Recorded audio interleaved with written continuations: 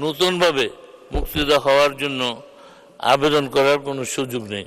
মাননীয় সদস্য জনাব মোহাম্মদ মাইনুল হোসেন খান একটি সম্পূরক প্রশ্ন করুন। ধন্যবাদ মাননীয় স্পিকার। সম্মানিত মন্ত্রী মহোদয়, উনি বর্তমানে ৭১-এর মহান স্বাধীনতা যুদ্ধের বীর সেনানীরা যারা বঙ্গবন্ধুর নেতৃত্বে অস্ত্র হাতে তুলে নিয়ে এই বাংলাদেশকে স্বাধীন করেছিলেন, তাদের ব্যাপারে বিভিন্নভাবে সহযোগিতার হাত প্রসারিত করেছেন। আনন্দের বিষয় এই জায়গায়, যখন ২০০১ থেকে ২০০৬ সাল বিএনপি জামাত রাষ্ট্রীয় ক্ষমতায় থাকাকালীন সময়ে বাংলাদেশের সেই দামাল ছেলেরা, মুক্তিযোদ্ধারা তাদের পরিচয় দিতেও ভয় পেতেন। কিন্তু বর্তমানে বঙ্গবন্ধুর কন্যা, মানবতার মা রাষ্ট্রনায়ক শেখ হাসিনার নেতৃত্বে বাংলাদেশের মুক্তিযোদ্ধারা আজকে বীর বুক খুলিয়ে বলতে পারে, আমরা ৭১-এর মহান স্বাধীনতা যুদ্ধের সেই বীর সেনানী।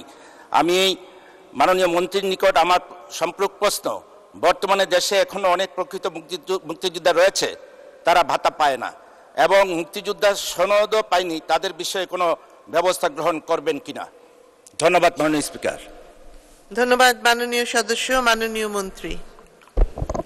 মাননীয় স্পিকার, মাননীয় সদস্যকে অনেক ধন্যবাদ। তিনি যথার্থই বলেছেন যে ১৯৭৫ সালের ১৫ আগস্ট যার জন্ম না হলে দেশ স্বাধীন হতো না।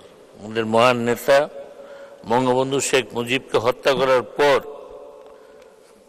যে খুনিরা, খুনি জিয়া, খুনি মুস্তাক চক্র রাষ্ট্রীয় ক্ষমতায় আসার পর দেশের মহান বীর মুক্তিযোদ্ধাগণ পরিচয় দিতেও সাহস পাননি এবং তাদের উপর বিভিন্ন ধরনের নির্যাতন নেমে এসেছিল।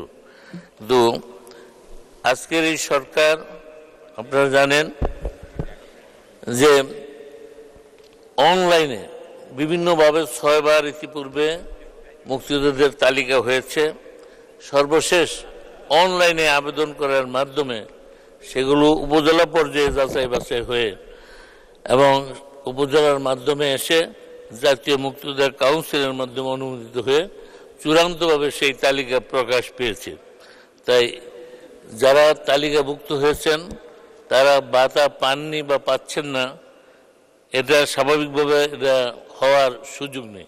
তবে কেউ যদি আবেদন করে না থাকেন, নির্ধারিত ফর্মে যদি ভাতা না চেয়ে থাকেন, তাহলেই শুধু হতে পারে যে সুনির্দিষ্টভাবে যদি কোনো ব্যাপারে প্রশ্ন বলা হয় তাহলে সেটার জবাব আমরা দিতে পারবো।